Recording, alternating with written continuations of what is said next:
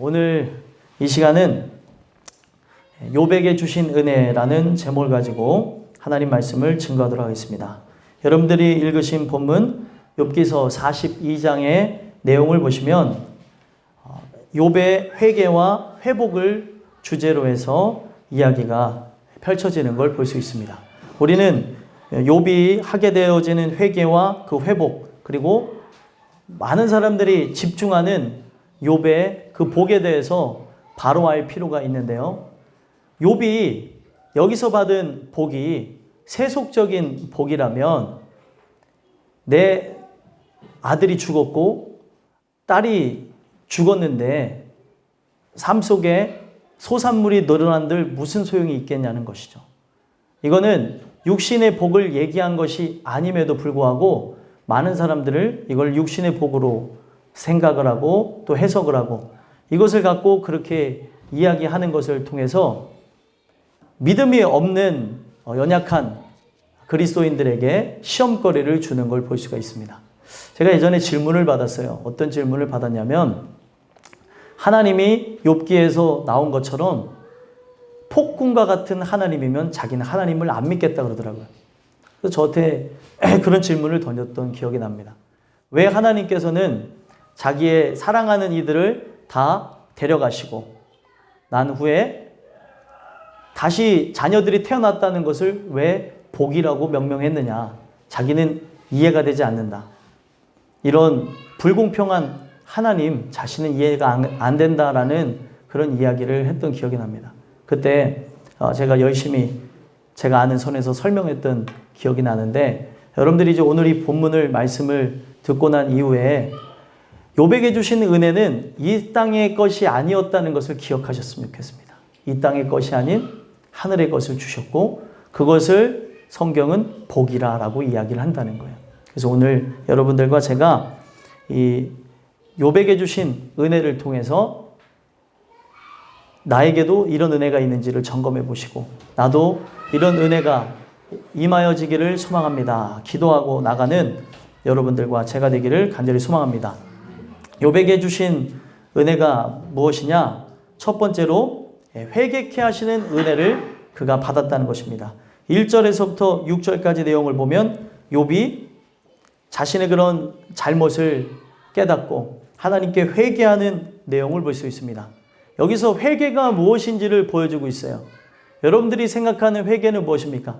잘못했다고 하는 게 회개라고 생각하겠지만 그거는 잘못을 뉘우치는 수준이죠. 회개라고 하는 단어가 사용되어질 때는 다시는 이제는 그 길로 가지 않겠습니다. 그걸 회개라고 하는 거예요. 가던 길을 돌이켜서 이제는 그 길로 가지 않는 것을 회개라고 합니다. 그리고 그 회개라고 하는 것은 결국에는 인간의 힘으로 인간의 결단으로 되는 것이 아니라는 것을 말씀을 통해서 보여주고 있다는 거예요. 하나님 주시는 그 은혜가 입혀져야지만 인간은 그냥 내가 잘못했습니다 하는 고해 성사식의 그런 고백에서 실존적이고 또 체계적이고 은혜가 있는 삶의 그런 열매로서 가던 길을 가지 않는 것으로 드러나게 될 것이라는 거예요. 그래서 욥이라고 하는 존재는 사실상 우리들의 신앙을 바로잡게 하는 그런 인물입니다. 욥은 누구보다도 신앙생활을 열심히 했던 인물이었어요. 그런 인물에게 어떤 일들이 일어났습니까? 말할 수 없는 고난이 일어났다는 거예요. 그 말할 수 없는 고난이 그에게 찾아왔을 때 신앙인들이 평가하는 건 뭐예요?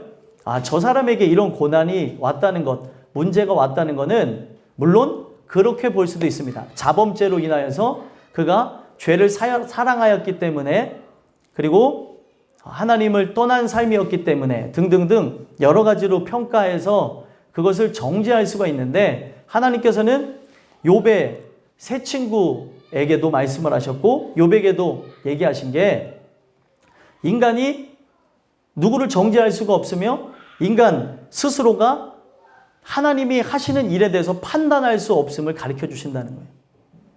우리는 하나님이 하는 일을 자꾸 헤아려 보고 하나님이 하시는 일들을 판단할 때가 있습니다.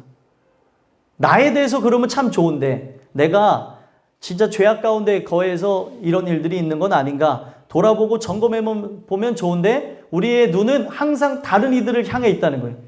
그리고 그들이 갖고 있는 그런 생각들 자체는 아주 세속적이고 낡은 생각에 의해서 이 모든 일들이 진행되어졌다는 것입니다. 결국에 하나님 주시는 은혜가 아니고서는 우리 모든 인생들이 하나님을 바로 볼 수도 없고 바로 깨달을 수도 없고 우리는 설 수도 없고 하나님의 뜻을 알지도 못한다는 것을 욥이 하게 되어진 회개를 통해서 본다는 거예요. 그래서 신앙생활을 잘하고 있는 중에도 무엇이 임할 수 있어요? 고난이라는 게 올 수 있습니다. 그래서 그 고난이 하고 있는 역할이 뭐냐면 우리에게 말할 수 없는 고난, 표현이 안 되는 삶의 문제를 통해서 내가 주님 안에 거한다고 했는데 왜 이런 일이 일어날까 이런 생각을 갖잖아요. 그게 실제로 사람들이 비난하고 욕을 하는, 사람들이 얘기하는 우리가 하나님 뜻이 아닌 죄악의 뜻 가운데 살아서 그럴 수도 있을 수도 있겠지만 하나님께서는 그런 걸 갖고 얘기하는 게 아니라는 거예요. 내 안에 가장 중요한 보이지 않는 그 영혼에 관한 문제를 부수기 위해서 우리의 삶의 고난이라는 것을 허락하신다는 거예요. 하나님이 전부인데 하나님이 모든 것이 되시는데 하나님이 내 인생의 주관자가 되셔야 되는데 우리가 하나님을 경배한다고 하나 육신의 모습으로는 누구보다도 깨어있는 자의 모습이고 육신의 모습으로는 흠을 잡을 수 없는 신앙인의 모습이지만 하나님은 이것이 바리새인과 서기관의 모습처럼 안이 무너지지 않고 겉만 변화한 모습, 겉만 깨끗한 모습으로 살아가는 모습이라는 것을 가르쳐주고 계신다는 거예요. 그래서 욥이 당한 고난이 우리에게 의미가 있는 겁니다. 그래서 여러분들과 저는 이 말씀을 통해서 함께 보셔야 되는 게 무엇이냐면 하나님 주신 그 은혜라고 하는 것은 인간이 정의할 수 있는 부분이 아니라는 거예요. 하나님이 우리에게 은혜를 부어주셔야 되고 하나님이 우리에게 함께 하셔야 알 수가 있는 게 그 은혜라는 것이라는 거예요. 그래서 여러분들과 저는 삶에 일어나는 그 모든 일들에 대해서 육적으로 보고 판단하고 육적으로 정죄하는 게 아니라 우리 모든 이들이 하나님의 주권 아래 하나님이 그 하시고자 하는 의라고 하는 걸 꺾으시는 하나님의 능력을 보게 되는 역사가 있었으면 좋겠습니다. 비판하는 대상자도 자기 의에 빠져 있었고 또 욥 또한도 자기가 의로 와서 누구보다도 열심을 갖고 주를 섬기고 주체가 자기인 줄 알았는데 주체가 자기가 아니었다는 것을 가르쳐 주는 거예요. 그래서 그 내용이 1절에서부터 6절까지 나온 내용이라는 겁니다. 오늘날 여러분들의 신앙이 어떻다고 생각하세요? 내가 열심히 해서 열매를 맺고 내가 열심히 했기 때문에 여기까지 왔다고 생각할 수도 있잖아요. 아니라고도 말하지만 우리는 자꾸 그렇게 여기는 경향이 있다는 거예요. 은혜는 그 남아있는 의까지 속속히 찾아서 다 없애버린다는 거예요. 그게 우리의 삶의 고난이라고 하는 그것을 붙이는 이유라는 것이죠. 여러분들의 삶의 고난이라고 하는 것은 결국에 하나님이 나의 삶을 붙잡아 주셔야 된다는 것으로 나가는 거예요. 근데 욥이 그걸 몰랐던 거예요. 왜 나에게 이런 일들을 주냐고. 왜 나에게 이런 상황을 주냐고. 처음부터 그런 건 아니죠? 처음에는 자기의 삶에 문제가 빵 하고 터졌을 때는 그런 고백을 한 게 아니었습니다. 자녀들이 죽어나갔어요. 그랬을 때는 어떤 고백을 했어요? 주신 이도 여호와시고 거두가시는 이도 여호와시니라. 그런 고백을 했다는 거예요. 거기서도 몰랐습니다. 거기서도 몰랐고 재산이 다 탕진되어져도 몰랐었는데 자기가 질병에 딱 걸리게 되어지니까 삶의 문제 속에 자기가 직접적으로 들어가게 되니까 간접적인 거 말고요.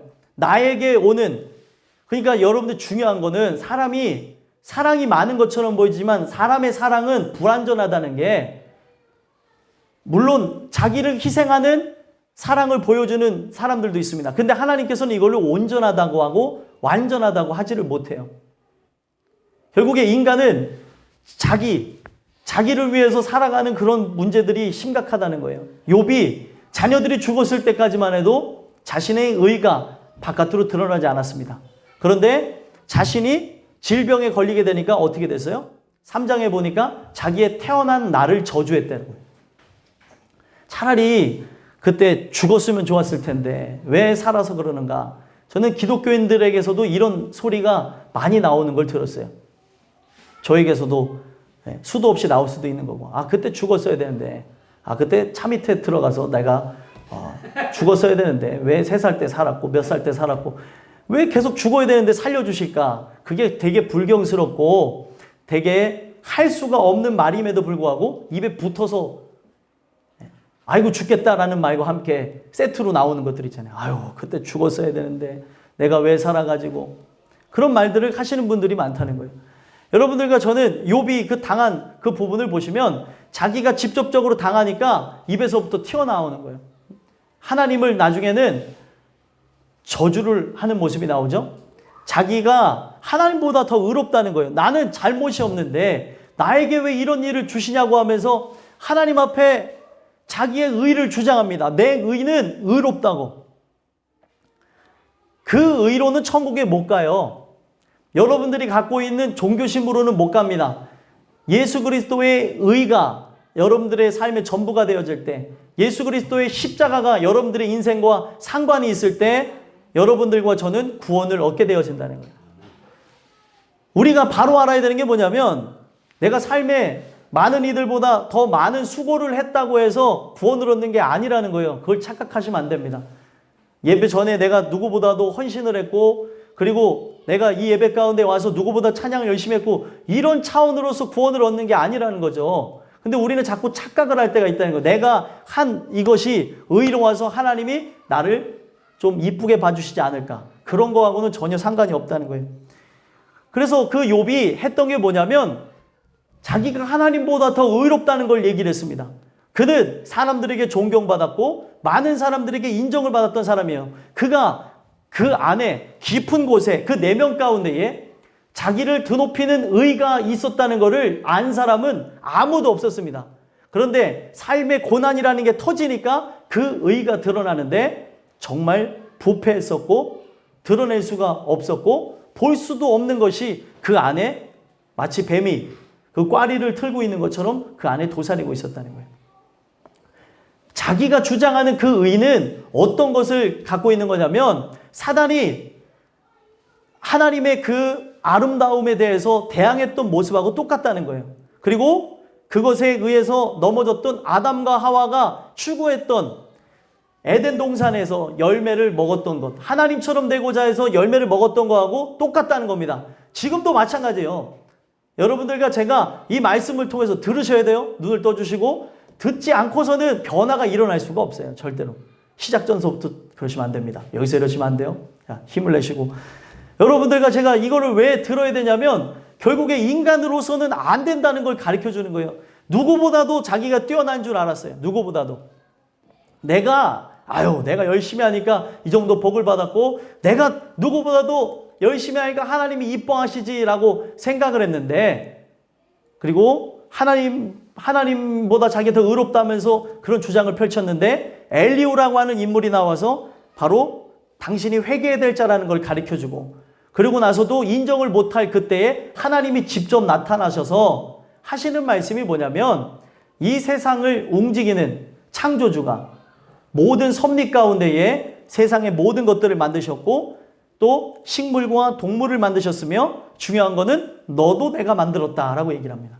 그리고 동물들의 특성들이 나오는데 동물이 어떤 동물은 알을 낳고 알이 어디 있는지도 몰라서 찾는 동물이 있는가 하면 어떤 동물은 용맹성을 가지고 전장에서 그냥 목숨을 다해서 달리는 그런 종류의 동물도 있고 어떤 동물은 힘이 세고 어떤 동물은 진짜 이 세상에서 볼 수 없는 위용을 떨치는 그것이 있었는데 하나님이 그거를 일일이 나열하신 이유가 뭐예요? 그들을 내가 만들었고 너도 내가 만들었다는 거예요.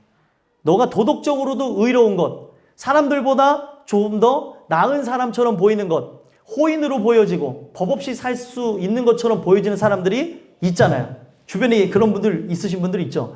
이 사람은 법이 없어도 살 것 같은데 그런데도 우리는 죄인이라는 거예요.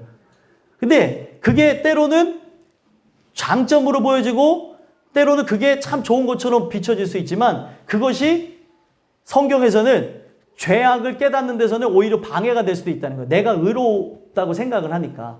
오히려 갈 때까지 다 간 죄인들이 그런 것을 깨닫는 것은 빠른 경우들이 있어요. 그래서 욥이 바로 그런 분이에요. 그런 사람이라는 거죠. 법 없이도 살 것 같았던 사람. 그러니까 누가 봐도 완벽해요. 누가 봐도 흠을 잡을 게 없는데 하나님은 그 안에 중심을 보셨던 거죠. 외모로 보는 게 아니에요. 사람은 반듯하고 젠틀하고 그리고 그 모습에서 남을 배려하고 그리고 매너가 좋고 그러면 어때요? 또 그런 데다가 생긴 것까지 잘생겼어요. 그러면 어때요? 최고죠. 최고. 그런데 그 사람이 그냥 생긴 거하고 그냥 매너만 좋은 게 아니라 돈도 많고 씀씀이까지 좋아요. 그러면 최고가 되는 거죠. 또 아니신가 봐요. 뭐 그런 분들이 있을 수도 있어요. 막 손가락질을 막 하실 수도 있고 이런 분이 여기 옆에 있습니다. 저기 있습니다. 할 수도 있는데 여러분들 우리가 그런 것을 보면서 이런 진짜 완벽한 사람이 있을까? 이런 정말 좋은 사람이 있을까? 그런 생각을 가질 수 있잖아요. 욥이 바로 그런 사람이었다는 거예요. 그래서 우리는 외모로 평가하고 그 사람의 그 스펙을 보고 겉으로 드러나는 모습을 보고 우리가 웃는 모습을 보고 참 인상 좋네 하잖아요. 그 사람이 어떤 생각을 하는지 모르잖아요. 웃으면서 이런 사람이 있는 사람이 있거든요. 안 그래요? 여러분들은 좀 의로우신 척하고 저만 거식인가요? 거식에는 200가지 뜻이 있어요. 아니 우리가 그럴 때가 있다니까. 웃으면서 막 사람을 인사하는데 그 웃으면서 인사할 때의 속마음은 아닌 경우가 있잖아요. 근데 사람들은 나를 보면서 웃으면서 인사하니까 어떻게 해요? 저 사람 참 인상 좋네. 호인이야. 근데 속에는 아닐 수가 있다는 거죠. 근데 세상에 있는 모든 사람들을 속일 수가 있고 또 잘 안 속는 사람도 있지만 우리가 갖고 있는 능력을 따라서 어떤 누구도 속일 수가 있습니다. 근데 하나님은 못 속여요. 하나님은 내가 드러나는 외형적인 걸 보는 게 아니에요. 외모를 본다는 게 얼굴을 본다는 게 아니에요. 드러나는 모습을 본다는 거죠. 그런데 하나님께서는 외모를 보는 게 아니라 드러난 외형적인 모습이 아니라 꾸며진 내 모습이 아니라 외식하는 내 모습이 아니라 나의 중심을 보신다는 거예요. 근데 놀라운 게 사람이 나에 대한 부분을 숨기고 살아가다 보면 또 그것에 의해서 계속해서 살아가다 보면 내가 누군지조차 잊어버리고 살아갈 때가 있어요. 내가 굉장히 의로운 것인 것처럼 내가 덕망받는 사람인 것처럼 누구보다 죄인인데 죄인이 아닌 것처럼 살아갈 수가 있다는 겁니다. 근데 하나님은 그 순간에도 중심을 보신대요. 꿰뚫어 보셨다는 거죠. 욥이 그런 의에 사로잡혀 있었던 것을 하나님께서는 보셨습니다. 제가 늘 말씀드리죠. 천국은 누가 들어가냐? 인간의 의로서는 안 된다고 하는 그때 당시 예수님 당시에 누구도 따라가기 힘들었던 바리새인과 서기관의 의를 초월한 그리스도의 의를 힘입은 자가 들어가는 데가 천국이라는 거예요. 바리새인과 서기관이 못 들어간다는 것은 인간이 아무리 노력해도 못 들어가는 나라가 천국이라는 겁니다. 내가 옳다고 하고 내가 누구보다도 깨끗하게 산다고 해서 들어가는 나라가 천국이 아니라는 거죠. 오직 죄인임을 깨닫고 그분이 주는 의를 힘입는 자가 들어가는 데가 천국이라는 겁니다. 근데 그 욥은 그걸 깨닫지 못하고 살아갔었던 거예요. 그리고 자기가 도덕적으로 뛰어난 것은 내가 참아서 그렇고 내가 누구보다도 인내해서 그렇고 누구보다도 내가라는 말이 막 달라붙어서 나왔던 사람이 욥이었던 사람이었다는 거예요. 그런 그가 결국 하나님이 짠 하고 나타나서 하신 말씀을 듣고 하는 말이 무엇이에요? 2절 한번 읽어보겠습니다. 시작.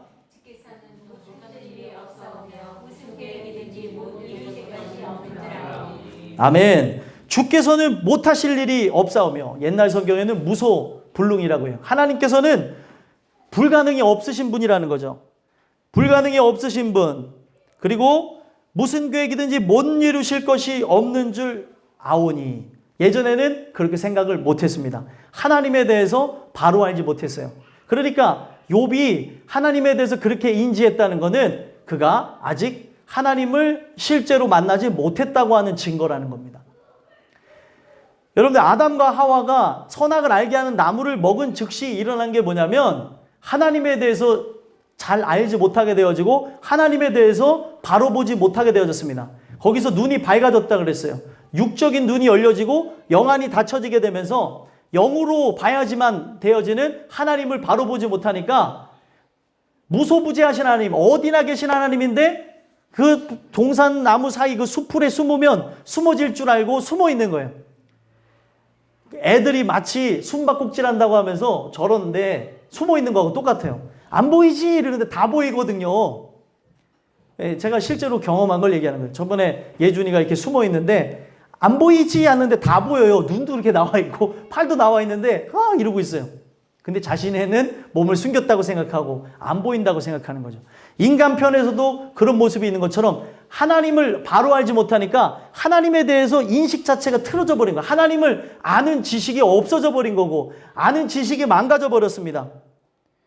그러다 보니까 인간에서 이해되는 하나님만을 생각했던 거예요. 이걸 인본주의라고 그러는 것이고 이것이 인간에 의해 사로잡혔다고 하는 겁니다. 하나님은 인간의 생각으로 한정 지으실 수 있는 분이 아니라는 거예요. 하나님이 하시는 모든 일이 선함에도 불구하고 자기에게 일어난 일을 봤더니 욥의 편에서는 여러분들이 욥이라고 생각해 보세요. 불합리하지 않겠습니까? 누구보다도 열심으로 살았고 누구보다도 앞장서서 교회 일을 했으며 또 많은 부분에서 최선을 다해서 했던 자인데 내게 그런 일들이 딱 터진 거예요. 문제가 빵빵빵빵 터지는 거예요. 자녀 문제가 팡팡팡 터지고 또 부부간의 문제가 막 터지고 그리고 인간이 형용할 수 없는 돈의 문제, 삶의 문제, 또 괴로움의 문제, 질병의 문제가 막 터지는 거예요. 그랬을 때 인간이 갖게 되는 게 뭐예요? 내가 뭘 그렇게 잘못했기에, 내가 무엇을 그렇게 잘못했기에 나한테 이런 일을 주십니까? 우린 그런 생각을 할 때가 있대요.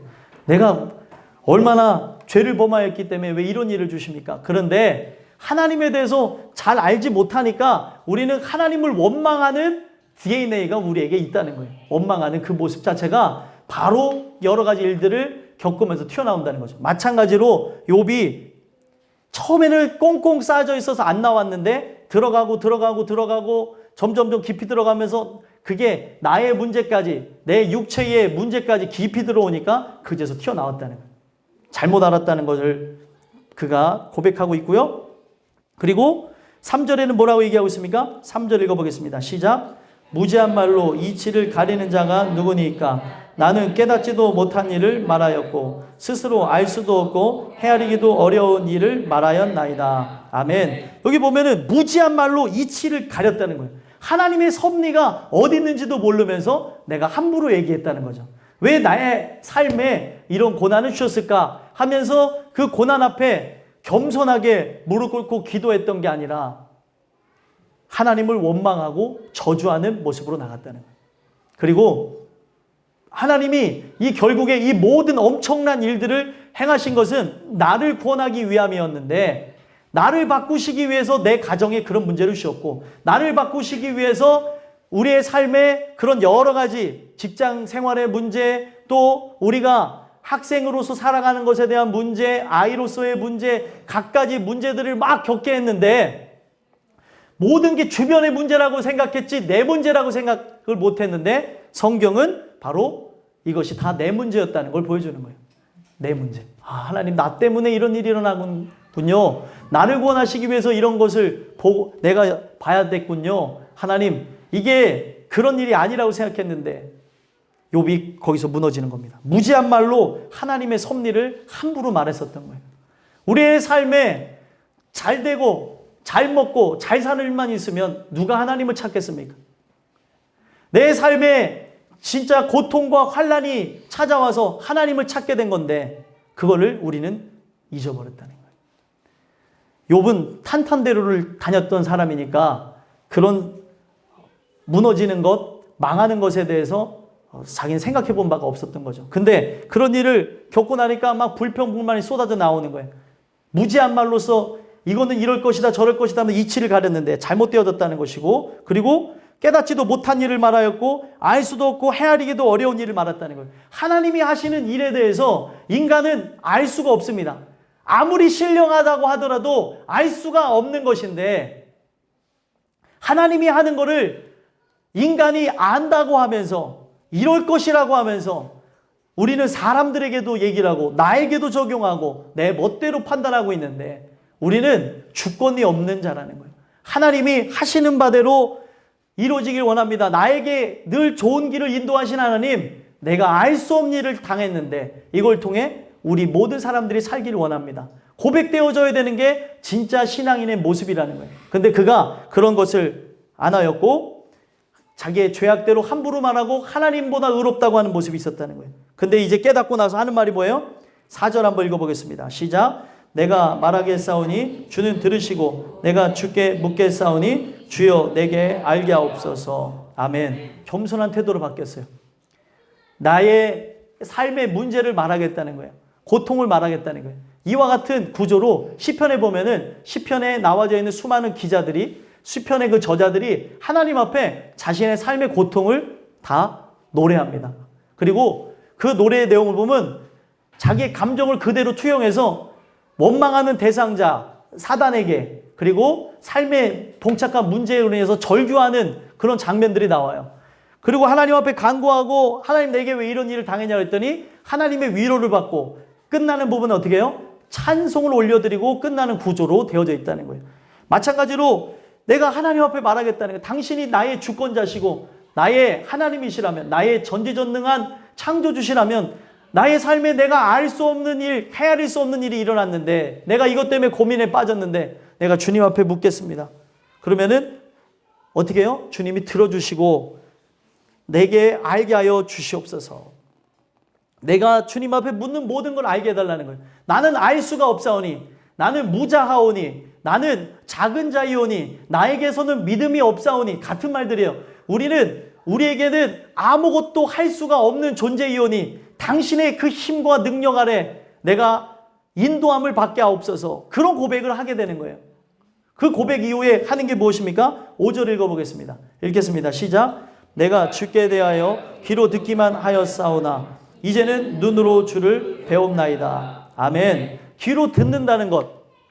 저게 말로, 이런 얘기 하죠. 사람을 만날 때. 좋다. 말로만 들었었는데 참 만나 뵈니까 참 좋으신 분이네요. 말로 많이 들었습니다. 말씀 많이 들었습니다.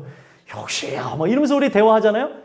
귀로 들었던 거를 실제로 고백하게 되는 거죠. 실제 경험했다는 거예요. 그러니까 이전까지 욥은 하나님에 대해서 실제적으로 체험하지 못한 거예요. 이론적으로 알고 있었고 자기의 종교적인 열심과 율법으로는 자기가 흠이 없이 살았을지라도 이제 율법이 아직 나온 시대는 아니었어요. 이 율법이 나온 시대는 아니었지만 누구보다도 하나님 말씀에 자기는 벗어나지 않고 살았다고 자부하면서 살았다는 것이죠.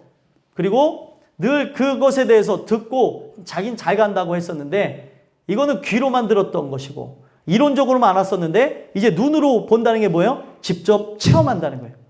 회개가 무엇인지를 쭉 설명해 드린 겁니다. 회개는 다른 게 아니라 귀로만 들었던 하나님을, 여러분들이 계속 역사적인 하나님으로만 계셨던 분이 나의 삶 속에 살아계신 하나님으로 역사하는 걸 말씀을 하고 있는 거예요. 회개라고 하는 것은 우리가 생각하는 그냥 잘못을 용서하고 하는, 잘못을 용서해달라고 하는 그런 개념이 아니라 귀로만 들었던 하나님을 눈으로 배운다는 거래요. 눈으로 배우는 것. 눈으로 경험하고 실제로 그분을 만나게 되는 것임을 말씀해주고 있다는 겁니다. 자기의 모든 것이 잘못되어졌음을 얘기하고 있는 거예요. 여러분들과 저는 이 주시는 말씀을 통해서 눈으로 주님을 배우는 역사가 있었으면 좋겠습니다. 그리고 그 눈으로 배운 다음에 하는 얘기가 뭐예요? 6절에 한번 읽어보겠습니다. 읽겠습니다. 시작. 그러므로 내가 스스로 거두어드리고 티끌과 재 가운데서 회개하나이다. 아멘. 내가 했던 모든 것들을 거두어드린다는 거예요. 그리고 티끌과 재 가운데서 회개한다는 거예요. 당신의 긍휼만 바라보는 거죠. 하나님이 우리에게 주시는 긍휼, 십자가, 구속의 은혜만 바라본다는 걸 볼 수 있는 거예요. 나를 용서해 주시지 않는다면, 당신이 나에게 힘과 능력을 주시지 않는다면 나는 아무것도 할 수 없는 존재라는 것을 고백했다는 겁니다. 회개는 뭐냐면 진짜 회개가 되어진 사람은 나라는 존재가 이제 없어지는 거고 인간은 육체를 입고 있으니까 끊임없이 올라오겠죠? 그 하나님의 의와 인간의 의에 대한 싸움을 끝까지 해나가면서 하나님 말씀에 의해서 육체를 치고 하나님의 그 말씀으로 승리하는 걸 의미하는 거예요. 근데 욥이 누구보다도 열심으로 살았고 누구보다도 열정적으로 살았고 누구보다도 존경받는 인물이었는데 하나님을 만나지 않았을 줄 누가 알았겠냐는 거예요. 이거는 충격적인 사건인데 목사도 하나님을 못 만났을 수도 있고 전도사도 또 여러분들이 알고 있는 직분, 집사, 권사, 장로 또 어린아이 이르기까지 촉망받는 대상이고 덕망이 옳은 인물일지라도 하나님을 만나지 못할 수 있는 걸 보여주는 겁니다. 눈으로 배움는다는 건 뭐예요? 그냥 단지 환상으로 또 나에게 지금 눈으로 보여주는 텔레비전에서 나오는 빛처럼 하나님을 만났다는 게 아니라 진짜로 인격적으로 이 모든 말씀이 믿어졌다는 걸 의미하는 거예요. 나로서는 안 된다는 것, 나는 하나의 피조물에 불과하다는 것, 당신의 의가 아니고서는 살 수가 없다는 것을 깨달았다는 겁니다. 그러면 이거를 깨달은 존재들은 그때부터는 하나님 바라기가 되는 거예요. 하나님 나에게 힘 주시고 능력 주셔야 제가 일어설 수도 있고 앉을 수도 있고 제가 걸어갈 수도 있습니다. 저희는 양과 같은 존재입니다. 저를 인도해 주세요. 저는 어린아이와 같은 존재입니다. 주권이 없어요. 양과 같은 존재입니다. 목자에게 주권이 있어요. 저희는 군인입니다.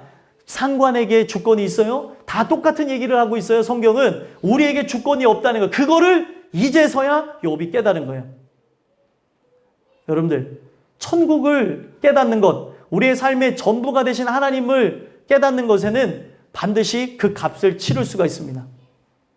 그 값을 여러분들이 그걸 치렀다고 들어가는 건 아니죠.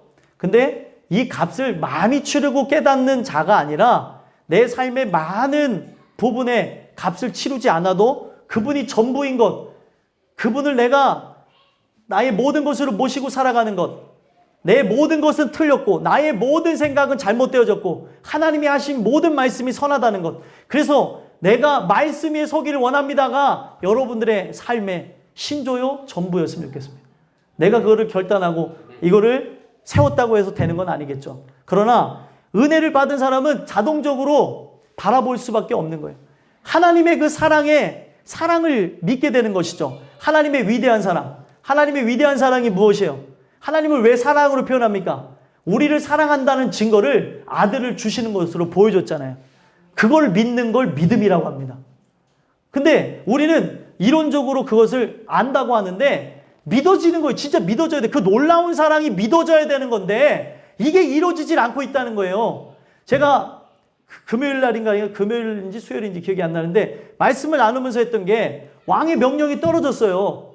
왕의 명령과 조서가 꾸려졌는데 그게 나에게 와야 되는 거예요.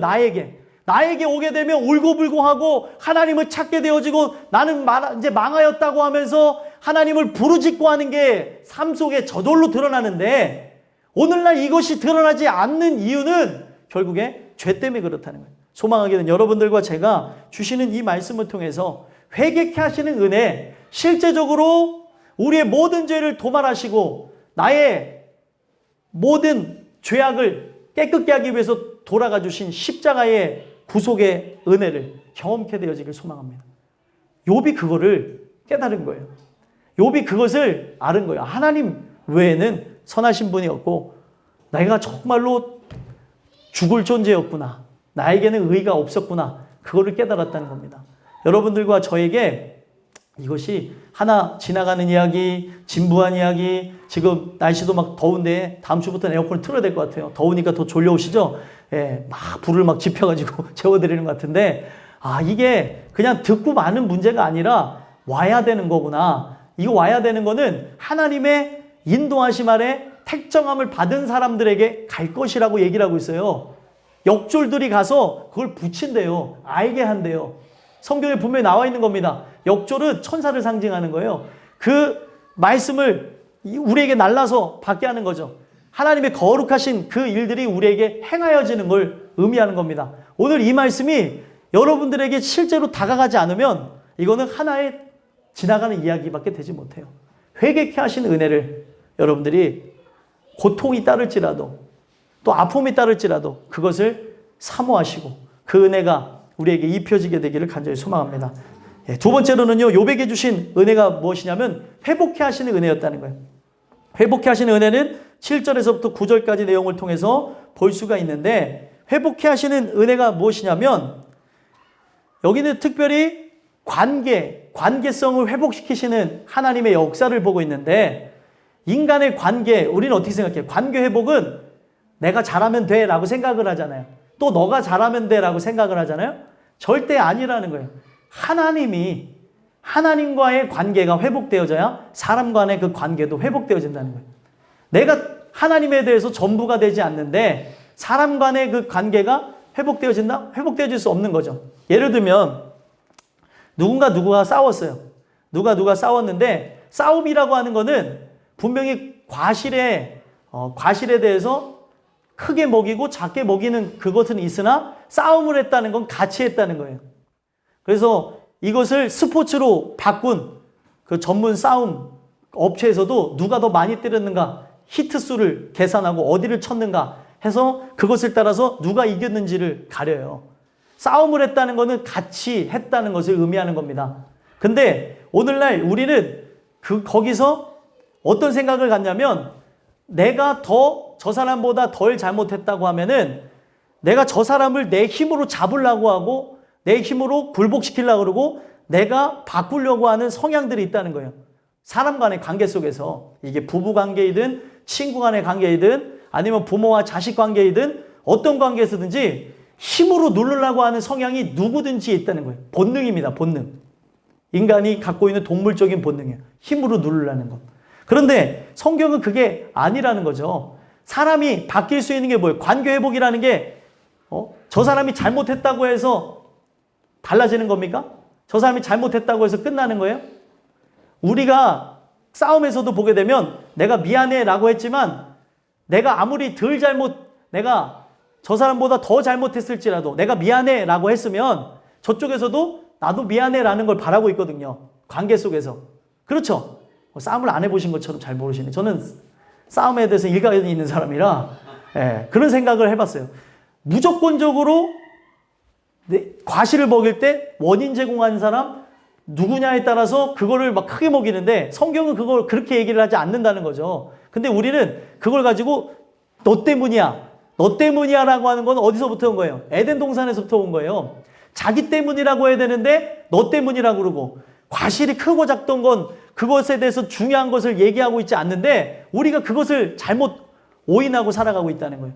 우리가 이걸 통해서 봐야 되는 게 뭐냐면, 결국에 내가 바뀐다고 해서 달라질 게 내가 그냥 잘해야지라고 하는 것이 아니라, 성경은 그 상대 또한도 하나님이 바꾸셔야 되고 모든 거를 하나님이 주관하셔야 되는 것임을 보여주고 있다는 거예요. 그래서 욥과 친구들 간의 변론과 또 욥과 친구들 간의 그 대화를 통해서 서로가 굉장히 감정이 격해질 그때에 하나님이 나타나셨던 거예요.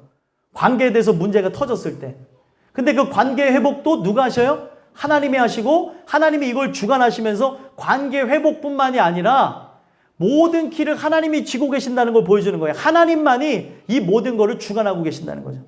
그래서 여기 7절 한번 읽어볼까요? 읽어보겠습니다. 시작.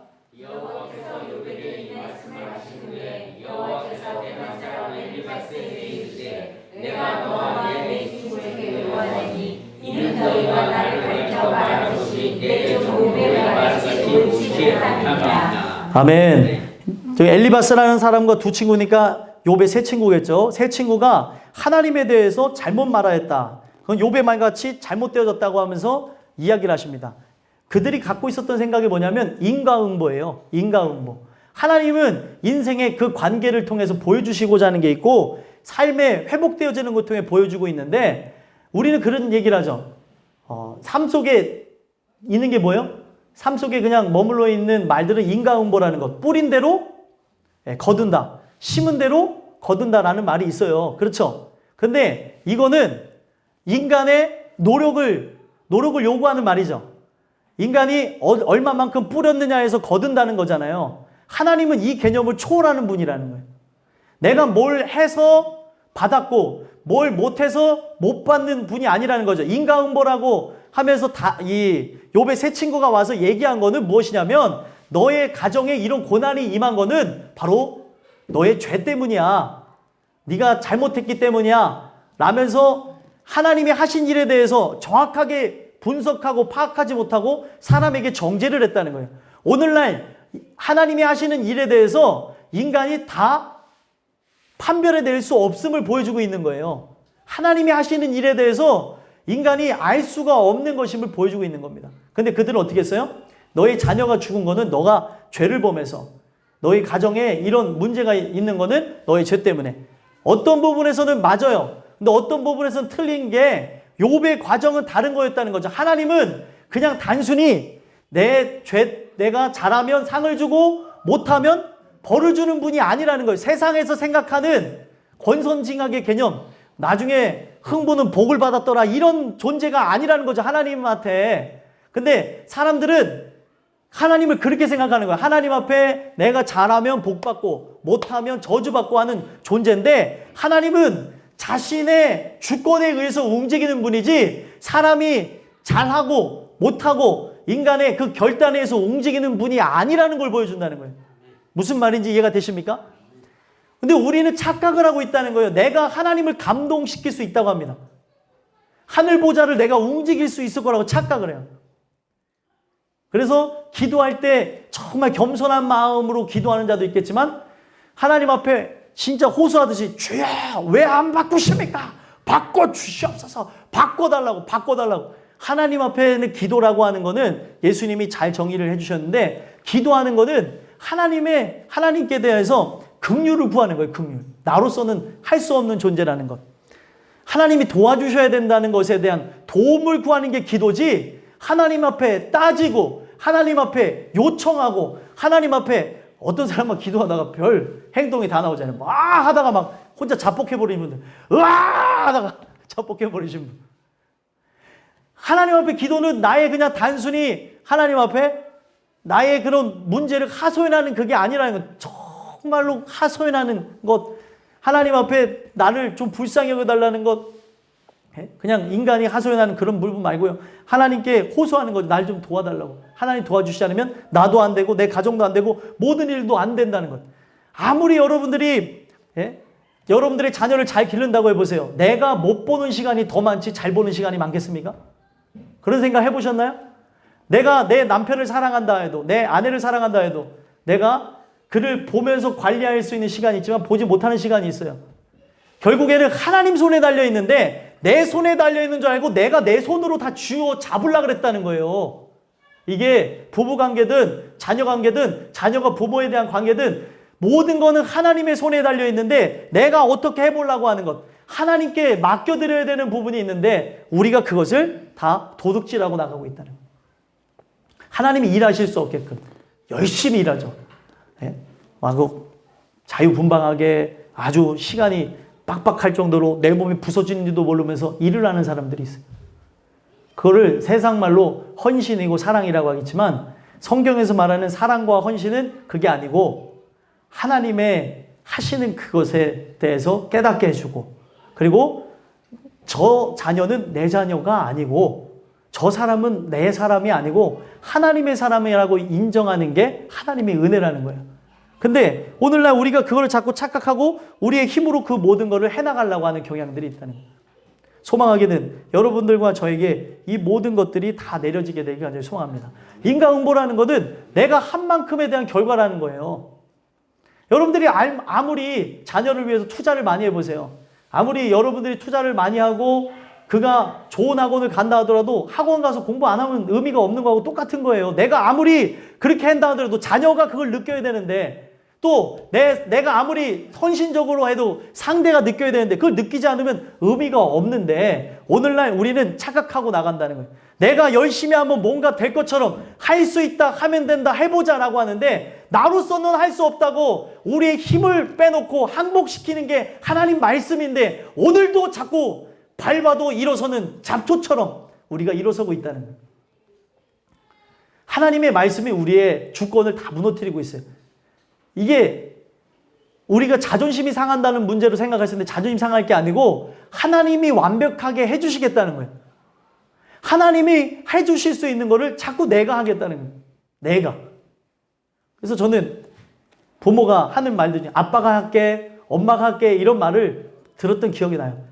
이거는 네가 할 일이 아니야, 내가 할게. 그러면은 애기들은 어떻게 해요? 내가 한번 해보겠다 그러고 하지도 못하면서 하다가 막 국도 없고 얼굴에도 없기도 하고 몸에도 없기도 하고 그 모습이 바로 우리 모습이라는 거, 우리 모습. 하나님이 해주시겠다는데 내가 하겠다는 것. 물론 키우는 과정에서 애가 할 수 있도록 해줘야 되는 부분들이 있고 그런 과정을 얘기하는 게 아니에요. 우리 애가 해야 될 일이 있고 하나님이 해야 될 일이 있는데 삶에 대해서 나는 내가 아무리 잘한다고 해도 내가 아무리 헌신한다고 해도 이거를 바꿀 수 있는 게 없는데 나로서는 안 된다는 걸 보여주고 있는데 그거를 내려놓지를 못하는 거예요. 내려놓지를. 은혜가 와야 내려놓는데. 여러분들 인간보라는 건 그겁니다. 그래서 하나님이 그거를 잘못되어졌다고 얘기하는 거예요. 그리고 그 말이 옳지 못했다고 얘기하시고 하는 얘기가 뭐예요? 8절 한번 읽어보겠습니다. 읽겠습니다. 시작.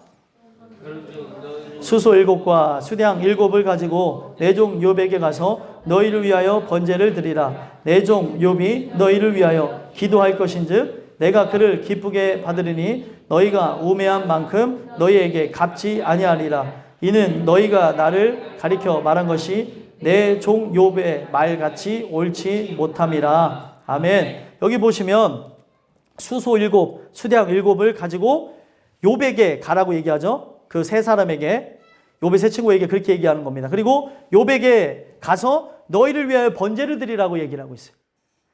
여러분들 너희를 위하여 번제를 드리라고 하는 이 장면을 보시면 하나님께서 욥을 높여주시는 것도 알 수 있고 모든 게 누구로부터 온다는 걸 알 수 있어요. 이 세상의 인간적인 관계의 회복 또한 삶의 작은 부분의 회복 또한 하나님 손에 달려져 있음을 보여주고 있는 거예요.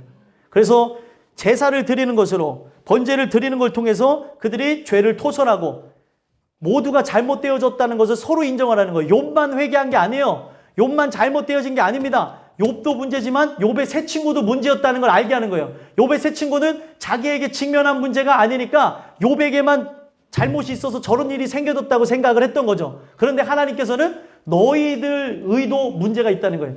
저도 의를 내가 꺾기 위해서 이런 일을 줬는데 너희들의 의 또한 저를 심판한 만큼 대단하지가 못하다는 거예요.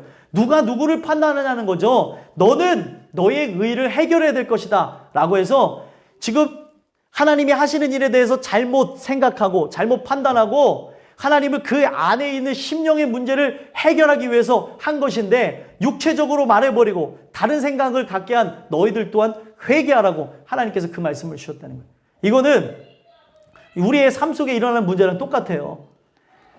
우리는 인간이 잘하면 된다고 생각하는데 인간이 잘해서 되는 게 아니라 하나님 앞에 내가 먼저 바로 서게 되어지고 내가 바로 서게 되어진 것이 아니라 또 바로 서는 것이 끝나는 것이 아니라 하나님이 그 또한 하나님 앞에 바로 세우실 때 비로소 인간의 문제는 해결되게 되어져요. 그래서 하나님이 하셔야 되는 거예요. 모든 거는. 하나님이 하시지 않는 우리의 삶의 문제들, 관계의 문제들은 회복될 리가 없습니다. 하나님 편에서 다 진행되어져야 되는 거예요. 고부간의 갈등 또한 마찬가지고 그 어떤 관계 또한 우리는 인간의 문제로서라고만 보여지는데 인간의 문제로서 드러났다는 것은 그만큼 하나님과의 문제가 골마 터졌기 때문에 이것으로 드러났다는 걸 보여주는 거예요. 여러분들과 저는 이것들을 봤으면 좋겠고요. 그래서 하나님께서는 서로가 서로의 잘못을 인정하고 나갈 수 있도록 또 욥이 다시 존귀케 되게 하기 위해서 이 과정을 하신 것이고 하나님에 대해서 잘못 생각하고 인과응보적으로 설명했던 그들에 대해서 하나님이 어떤 분인지를 보여주시는 게 뭐라고 나와 있습니까?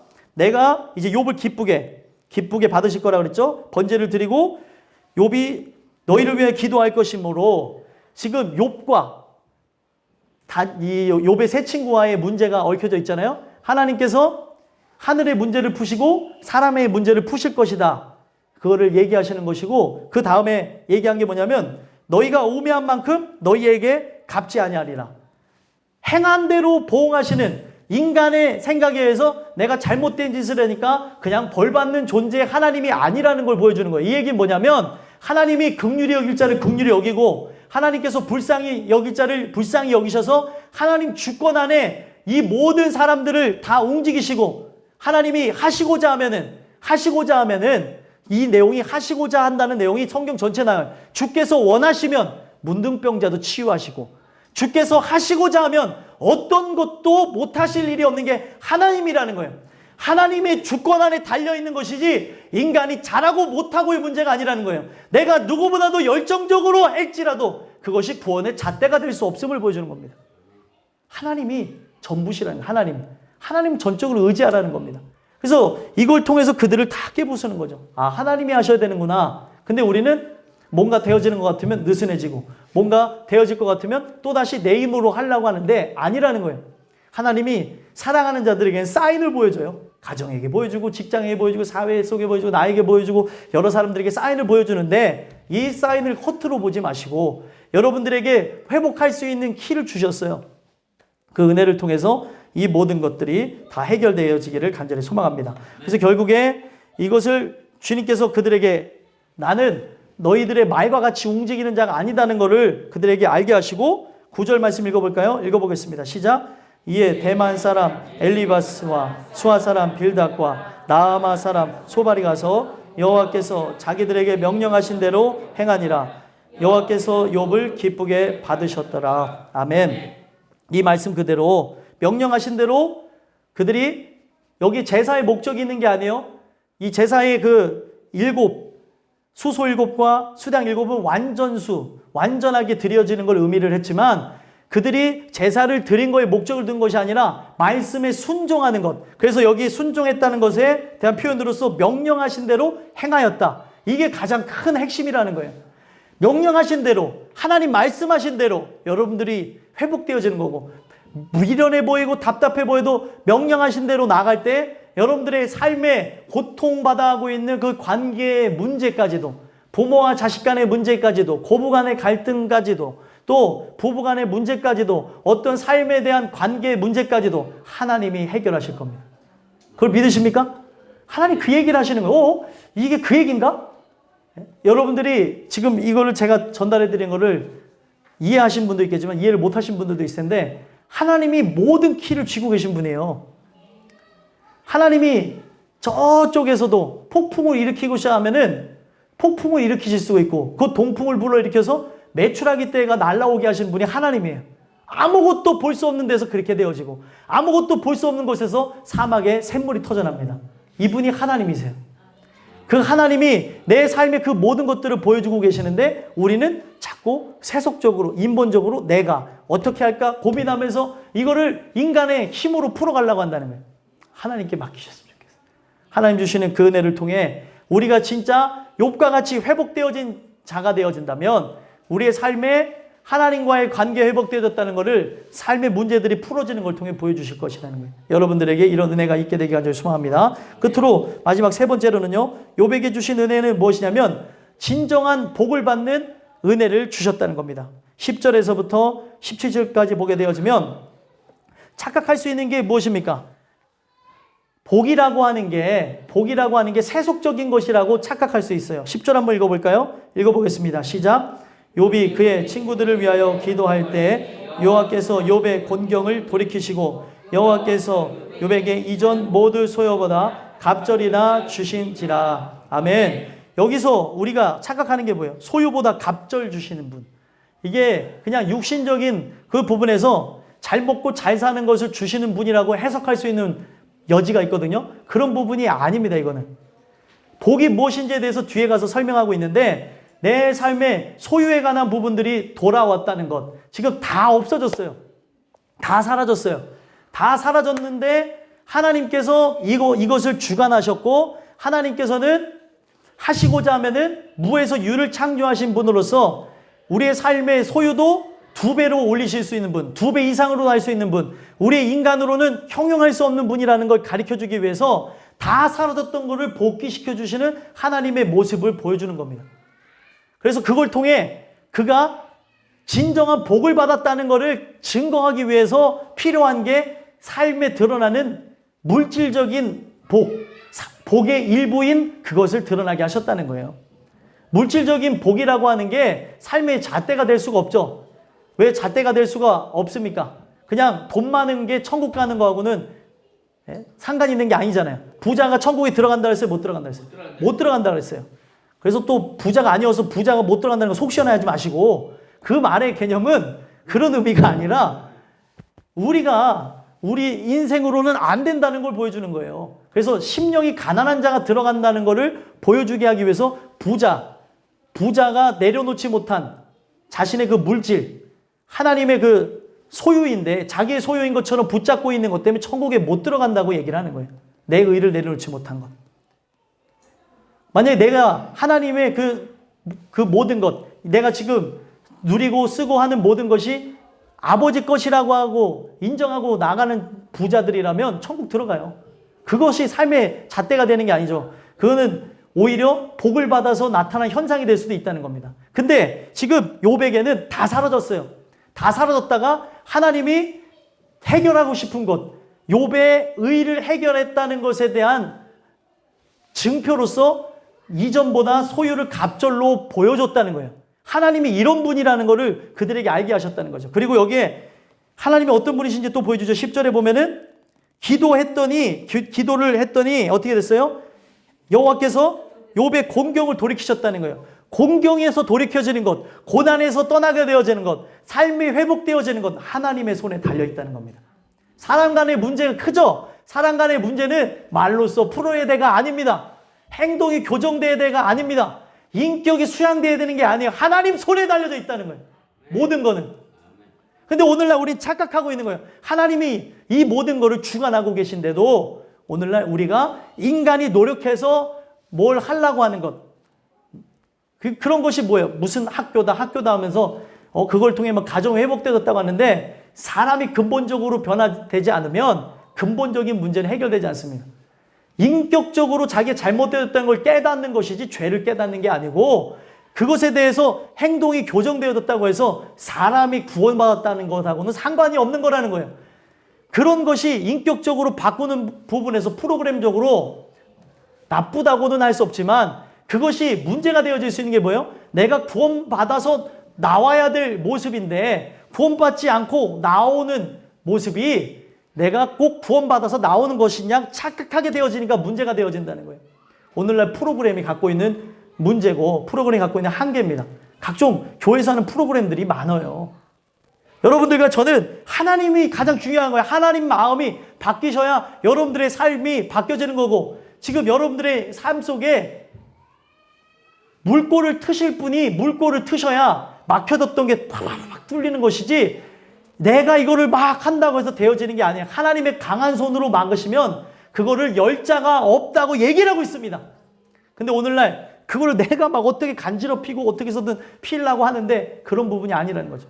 하나님 손에 달려있다는 걸 보여주시고 그리고 회복되어진 이후에 소유를 갑절이나 주시고 난 후에 모든 사람들이 관계가 회복되어진 걸 보여주죠. 관계 회복되어진 게 11절 한번 읽어보겠습니다. 시작. 이에 그의 모든 형제와 자매와 이전에 알던 이들이 다 와서 그의 집에서 그와 함께 음식을 먹고 여호와께서 그에게 내리신 모든 재앙에 관하여 그를 위하여 슬퍼하며 위로하고 각각 캐시타 하나씩과 금고리 하나씩을 주었더라. 아멘. 결국에 등장하지 않았던 형제 자매 여기서 등장하고 회복되어지고 함께 위로하고 하는 그 모습으로 바뀌어집니다.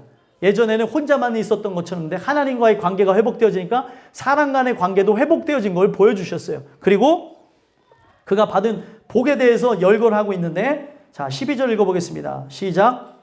여호와께서 욥의 말년에 욥에게 처음보다 더 복을 주시니 그가 양만 천과 소별과 암나니 천을 두었고 아멘. 이 내용을 보시면 이거는 육신의 소유가 2배로 부러진 걸 얘기하고 있어요. 1장 3절에 보면 이것에 다 반밖에 주지 않으셨었습니다. 근데 이 소유가 2배로 되어졌어요. 이거는 뭐예요? 하나님께서 그냥 우리의 삶이 이전보다도 더 부강해지는 걸 복이라고 얘기하시는 것 같습니까? 그런 의미가 아니라는 거예요. 지금 드러나는 그 모습이 예전보다 소유에 대한 부분이 더 불어나는 걸 통해서 의가 해결된 자는 천국하고 직결되어진다는 것을 보여주는 거예요. 그 풍성한 모습이 결국에 영원한 풍성을 누리고 안식을 누리는 천국하고 연결되는 것을 가르쳐주기 위해서 이런 것을 삶의 모습으로서 드러나게 하셨다는 거예요. 그리고 13절 읽어보겠습니다. 시작. 또 아들 7과 딸 3을 두었으며 아멘. 죽은 아들 7과 딸 3은 돌아오지 않았어요. 그대로 똑같이 아들 7과 딸 3이 태어납니다. 이것 때문에 사람들이 그래요. 내가 사랑하는 이들이 죽었는데 이게 진짜 복이겠느냐. 그들이 다시 태어날 수가 없는데 복이냐라고 얘기할 수가 있겠지만 하나님께서는 이걸 통해서 얘기하시고자 하는 게 무엇일까요? 아들 7과 딸 3을 주었다는 것. 이것은 이전에 있는 고통을 잊게 하시고 솔로몬이 죄를 범하여서 태어났던 자녀는 데려가시고 여디디아라고 하는 이름을 갖는 솔로몬을 주신 거하고 똑같은 그 부분이에요. 예전에 그런 아픔과 수고를 덮어주셨다는 거예요. 그리고 그들이 인생에 대한 짧은 죽음을 맞이하였던 또 우리가 알지 못하는 것에 의해서 그들이 인생의 데려감을 당했을지언정 이 모든 권한은 하나님 편에 있다는 걸 보여주고 있습니다. 욥이 처음에 고백했던 것 똑같아요. 주신 이도 여호와시고 걷어가시는 이도 여호와시라는 거예요. 생명의 주체가 누구냐는 것을 보여주는 거죠. 다시 생명을 주심으로써 그가 새 생명을 얻었기 때문에 이와 같은 생명을 얻었다는 것.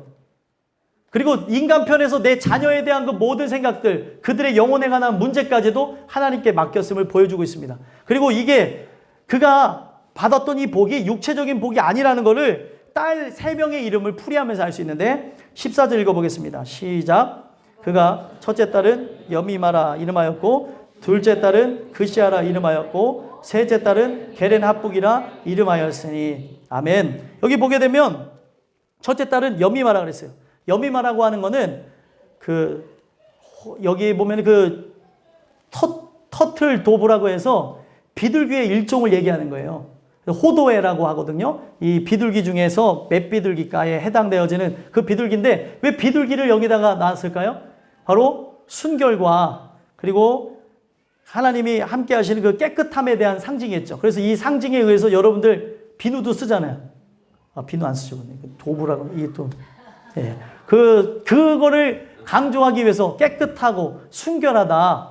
예. 그런 부분에서 그런 그 상표의 의미로서 도부를 이렇게 진 거잖아요. 여기서 얘기하는 그 비둘기에 관한 그 의미는 다른 게 아니라 그가 하나님 주시는 은혜로 인해서 진정한 평화를 입었다. 성령의 충만함을 입었다. 거듭났다고 하는 표현을 보여주는 거예요. 그러니까 드러나는 물질의 복이 아니라 그거는 실제적인 그 딸들의 이름을 통해서 알게 하시는데 그가 이런 복을 받았기 때문에 삶 속에 이러한 부분도 드러났다는 것이지 그게 전부가 아니라는 것을 그의 딸들의 이름을 지은 걸 통해서 그의 신앙의 가치관이 어떻게 변화되어진지를 보여줬다는 거예요. 비둘기가 갖고 있는 것. 비둘기가 아름답게 등장한 게 뭐예요? 창세기 8장에서 노아의 그 홍수 심판 후에 물이 말랐음을 마지막으로 알게 한 게 뭐예요? 비둘기였어요. 비둘기가 이 지면에서 앉게 되어지는 것, 물이 없어지고 지면에서 앉게 되어지는 것, 위에서 아래로 내려오는 하나님의 긍휼, 새롭게 하시는 하나님의 역사, 새로운 질서를 만드시는 그것을 상징해서 그래서 예수님이 세례를 받으실 때에 성령이 어떻게 임하였어요? 비둘기같이. 그래서 비둘기 형상을 그렸는데 비둘기 형상이 아니라 거기에 마치 위에서 아래로 내려오는 그 아름다운 모습처럼 그 비둘기에 갖고 있는 평화와 순결의 그 상징이 예수 그리스도에게 임하여졌음을 보여주는 거였다는 거예요. 근데 우리는 그거를 막 비둘기 그림으로 막 그려놓고 그러잖아요. 그런 의미는 아니었다는 거죠. 그래서 결국에 그걸 통해서 성령의 충만함을 받았다는 걸 보여주고 또 한 가지는 그시아라고 하는 이름을 통해서 그시아는 계피나무의 일종이에요. 계피나무 일종으로서 이거는 제사를 드릴 때 쓰는 향료로 쓰는 나무입니다. 그래서 향료에 쓰이는 그 나무가 이름이 되어졌다는 건 뭐예요? 하나님께 향례를 드리는 삶, 제사 드리는 것, 하나님을 전부로 하는 삶이 되어졌음을 보여주고 있다는 거예요. 여러분들과 저는 우리의 삶의 모든 초점이 하나님이 되시길 간절히 소망합니다. 그 은혜로 나가는 역사가 있었으면 좋겠고요. 그러니까 이게 왜 중요하냐면 그가 받은 복이 육신의 복이 아니었다는 거예요. 영적인 복을 받았으니까 이 모든 것이 더해졌다는 거예요. 그리고 눈물도 있었고 고통도 있었지만 그 모든 것도 하나님의 권한이라고 인정했기 때문에 그가 삶 속에 편안한 그 복도, 이 세상에서의 그냥 육신적인 복도 받았음을 설명해 줬다는 거죠. 그래서 이 그시아라고 하는 그 이름 그대로 그는 하나님의 향례를 올려드리는 사람, 향기를 통하여서 하나님을 기쁘게 하는 그런 사람이 되어졌음을 보여주고 있고요. 셋째 딸은 게레나북이라고 그랬어요. 게레나북은 뭐냐면 화장품을 담는 통에 대한 의미를 갖고 있어요. 화장품을 담는 통. 향기를 담고 아름다움을 담는 통이 되어졌다는 거죠. 결국에는 어떤 걸 의미하는 겁니까? 성령을 통해서 거듭나게 되어졌고, 성령을 통해서 그는 향기를 내뿜는, 예수의 향기를 내뿜는 사람이 되어졌고, 그의 몸은 하나님의 형상을 드러내는, 하나님의 아름다움을 드러내는, 마치 빛과 소금의 역할을 감당하며 사람들에게 그리스도의 그 순결함을 알리는 자가 되어졌음을 보여주고 있는 겁니다. 그래서 그가 받은 복은 육신의 복이 아니었다는 거예요. 진정한 복을 받았다는 거죠.